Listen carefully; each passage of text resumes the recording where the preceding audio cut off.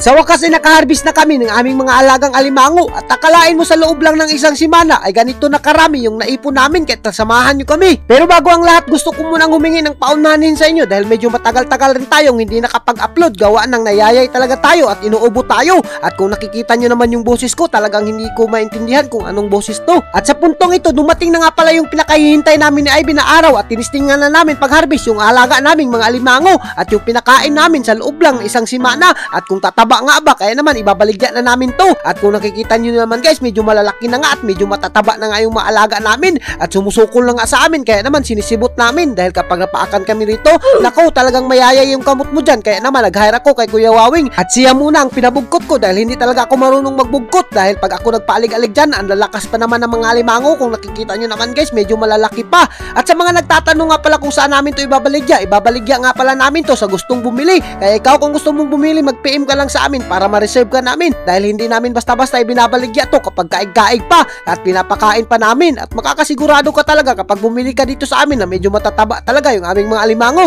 Kaya ikaw kung gusto mong magpa-reserve ngayong Paskohan ako, magpa-reserve ka na sa amin dahil baka maubusan ka pa nito ng matatabang alimango. Maganda rin to panghanda-handa at pangbuwak-buwak sa ating pagkaon. Sa ngayon guys, itong mga hinarvest natin na mga alimango, ibabaligya ko muna to sa ating mga expert na mamalitay para matistingan kung taba ba dahil sila naman yung nakakaalam kung mataba ba itong alimango o hindi. At makakasiguro talaga ako na mataba tong alimango na ating binuhi dahil si ikaw ba naman hindi pa kainin tuwing gabi. Kung hindi ka ba tataba, matitingala na lang tayo kapag pinakain natin kung papayat. At medyo nalungkot nga kami sa pagbaligya namin dito sa aming alimango dahil si Kang at si Kong napamahal na talaga sa amin pero wala kami magawa dahil titistingan namin sila pagbaligya. At as you can see naman guys, medyo marami-rami na nga yung aming naipon dito. At parang kailan lang talaga nung binuhi namin itong alimango namin pero ngayon na ibibinta na namin at hindi baka kaya kami malulugi dito. At as you can see naman guys, talagang tinistingan ko na rin pagbugkot. At as you can see naman guys, hindi ka talaga magmamahay dito sa alimango namin dahil lahat ay matataba yan at hindi ko binabaligya kapag kaig-kaig pa. At as you can see naman guys, nagburot na nga yung likod ng iba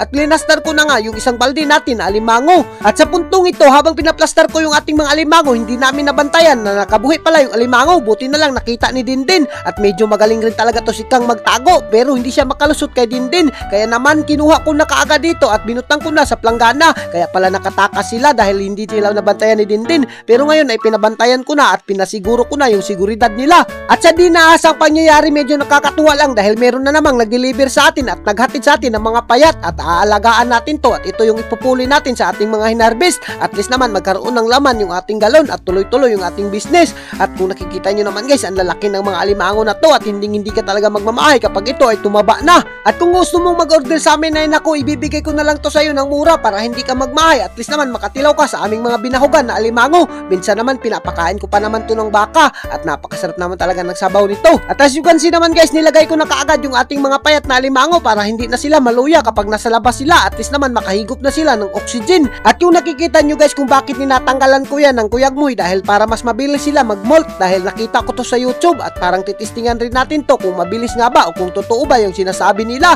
at kung hindi ba mamatay. At as you can see naman guys, kagat na lang yung binilin ko dyan. At hanggang dito na lang kami at kung iganahan ka sa mga video namin, huwag mo nang kalimutan mag-like and mag-share para mas marami pa tayong lingaw. Thank you and God bless you all. Mabuhay kayong lahat dyan mga idol hanggat gusto nyo.